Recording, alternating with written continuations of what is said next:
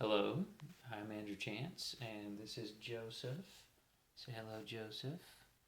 All right. And I'm here to give you a little intro into the course that we are now 4 days into, and you're nervous about.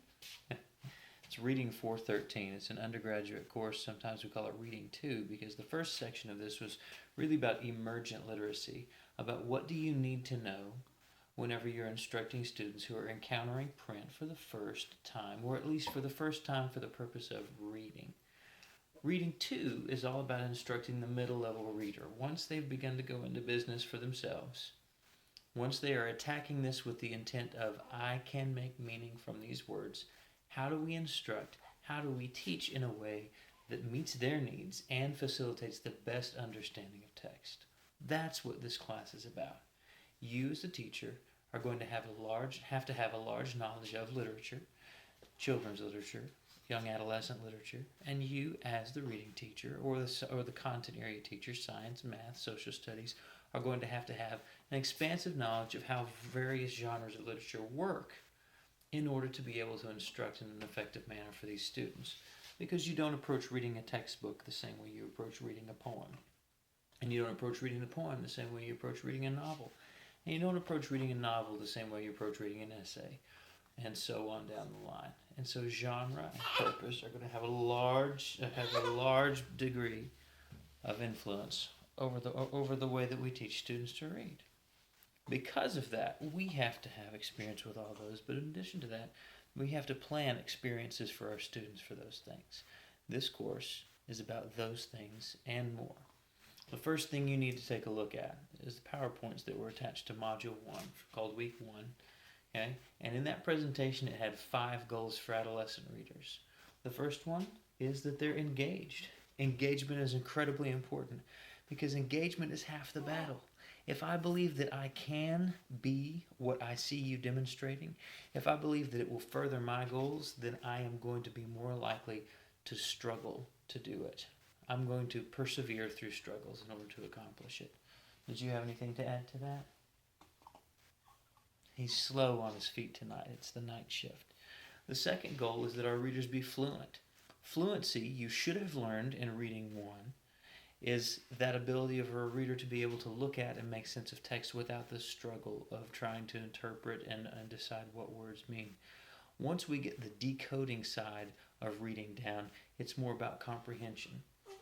When we do approach words that are new, we all do that, and we've heard that. You're sitting in your Bible class as an adult, and you hear people reading from the King James, and first you're wondering, why are they reading King James? And then you're listening to them going, oh, this is painful, because they're reading in a manner that they're not accustomed to doing. Fluency plays a role in that as well. And the less time we're struggling with the text, the more time we have to devote to struggling with meaning, not just in Bible study, but in all kinds of reading. Okay?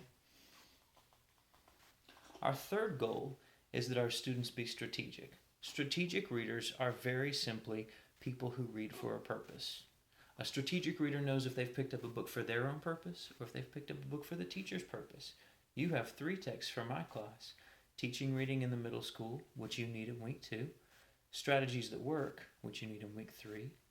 And then the Flint Cooter reading inventory for the classroom, which you'll need in week 4. Okay? For each of those, I will assign reading, which means when you pick it up, you're reading for my purpose.